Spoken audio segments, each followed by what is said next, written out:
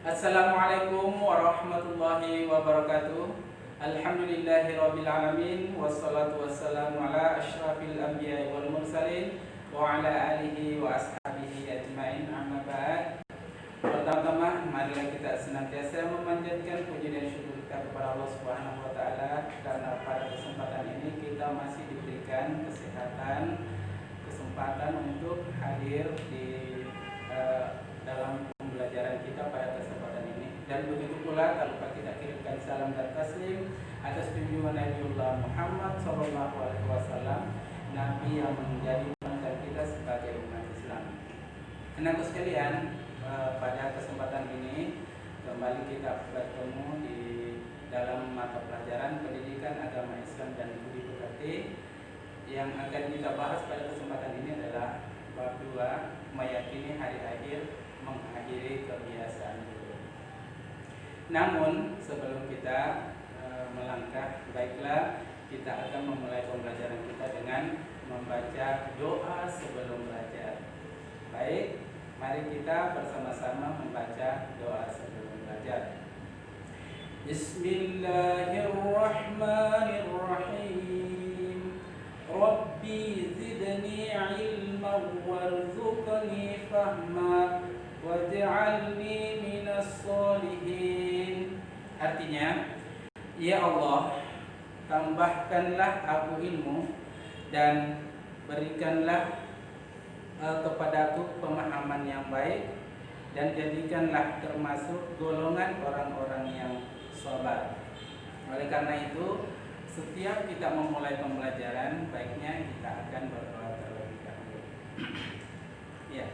Selanjutnya kita akan masuk di pembelajaran. Sebelumnya juga saya akan sapa dulu kepada anak-anak sekalian. Kalau saya mengatakan apa kabar siswa Indonesia, maka kita jawab alhamdulillah, luar biasa, Allahu Akbar. Selanjutnya juga siswa Indonesia, kita akan jawab hu. Jadi kita mulai. Apa kabar siswa Indonesia? Alhamdulillah, luar biasa, Allahu Akbar. Siswa Indonesia, hu. Ya, baik. Selanjutnya kita akan masuk ke tujuan pembelajaran kita. Bahwa setelah selesai mengikuti proses pembelajaran, tentunya kita sebagai peserta didik diharapkan dapat yang pertama memahami penjelasan mengenai iman kepada hari akhir, mengidentifikasi dalil nakli tentang hari akhir beserta artinya, mengidentifikasi contoh-contoh nyata perilaku mawas diri manusia yang mencerminkan beriman kepada hari akhir, menjelaskan contoh-contoh nyata perilaku tidak mawas diri yang mencerminkan tidak beriman kepada hari akhir. Kemudian menghubungkan dalil nakli tentang hari akhir dengan fenomena dalam kehidupan sehari-hari. Baik, dalam pembelajaran kita ini yang pertama adalah pengertian hari akhir dan macam-macam kiamat. Kemudian nanti kita akan masuk perilaku atau hikmah beriman kepada hari akhir. Baik, yang pertama adalah beriman kepada hari akhir. Beriman kepada hari akhir ini dalam pembelajaran kita adalah yang pertama adalah apa pengertian iman kepada hari akhir, kemudian dalil naklinya apa, kemudian macam-macam kiamat, gambaran peristiwa hari kiamat, kemudian tahapan peristiwa setelah hari kiamat. Jadi ini nanti yang akan kita bahas pada kesempatan ini. Ya. Kemudian apa pengertian iman kepada hari akhir? Baik, jadi kita sebagai siswa tentu kita sudah mempelajari tentang rukun iman ya. Rukun iman itu kan ada 6, dan pada kesempatan ini akan kita bahas adalah iman kepada hari akhir. Oleh karena itu saya ingin menyampaikan bahwa setiap kita mengatakan kata-kata iman, tentu kita artikan adalah meyakini. Jadi kalau kita mengatakan iman kepada hari akhir, maka kita akan artikan bahwa meyakini bahwa hari akhir itu pasti akan terjadi. Kenapa? Karena hari akhir ini adalah merupakan kita sebagai umat Islam itu harus mengimani yang namanya rukun iman. Salah satunya adalah iman kepada hari akhir. Ya. Adapun dalil nakli tentang iman kepada hari akhir ini terdapat dalam surah Al-Hajj. Ya, saya sampaikan kepada anak sekalian bahwa surah Al-Hajj itu terdapat pada surah ke-22 dari 114 surah. Ini terdapat dalam ayat 7 ya. Kita bacakan ya surah Al-Hajj ayat 7. A'udzu billahi minasy syaithanir rajim. Bismillahirrahmanirrahim.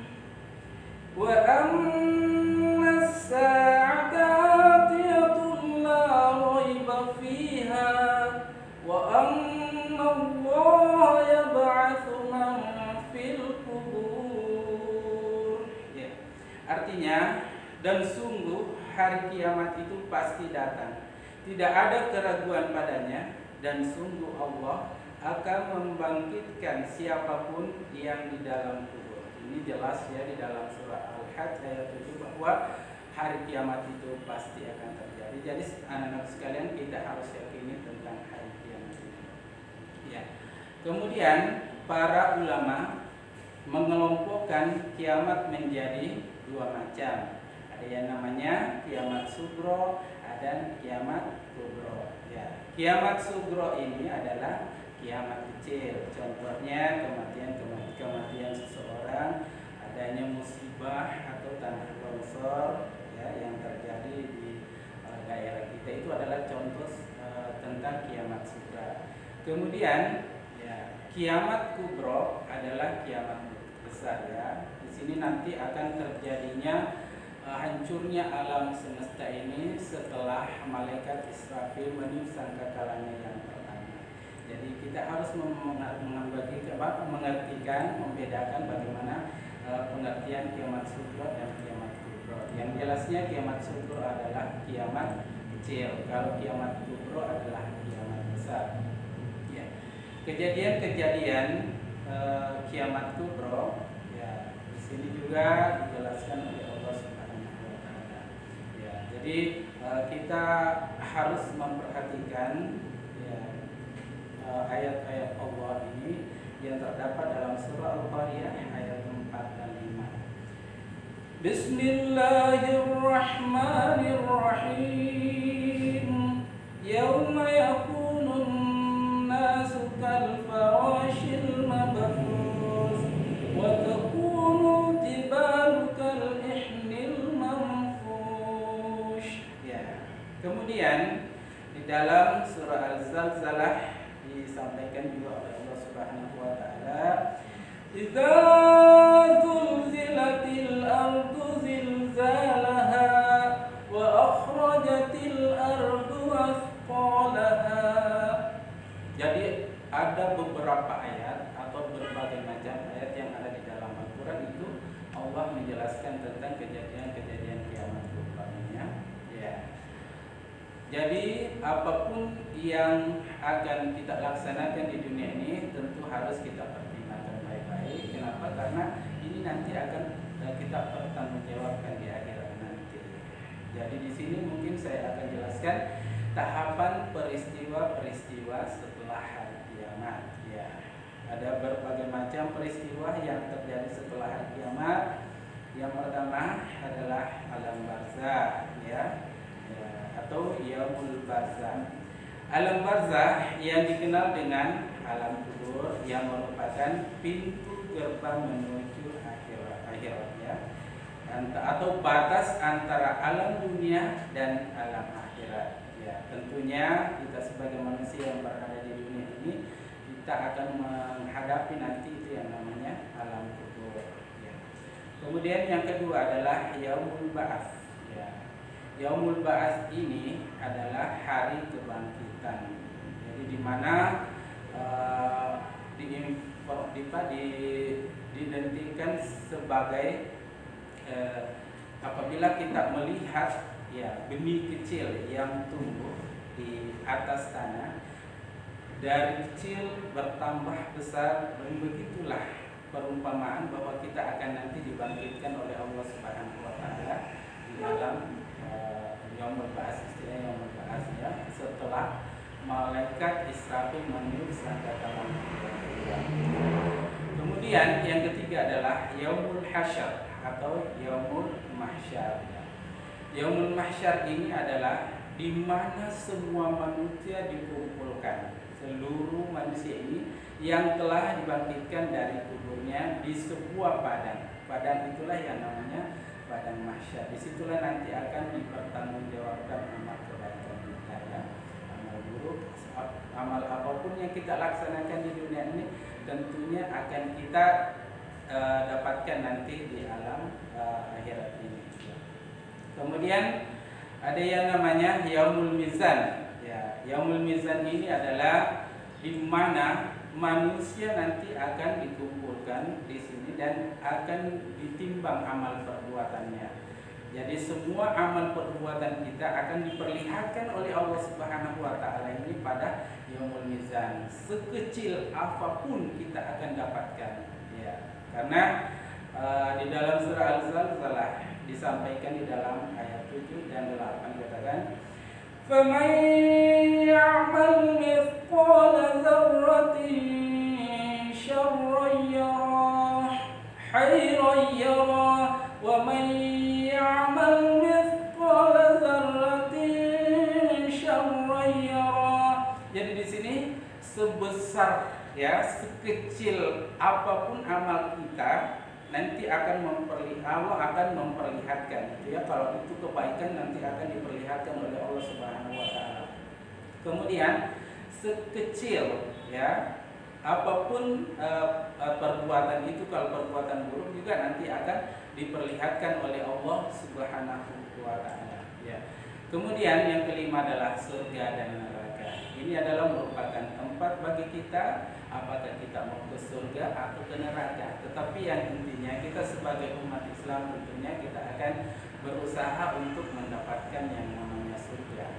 Makanya saya sampaikan kepada anak-anak sekalian bahwa di dunia inilah tempat kita mengumpulkan perbuatan-perbuatan. Tentunya semua yang diperintahkan oleh Allah kita harus laksanakan.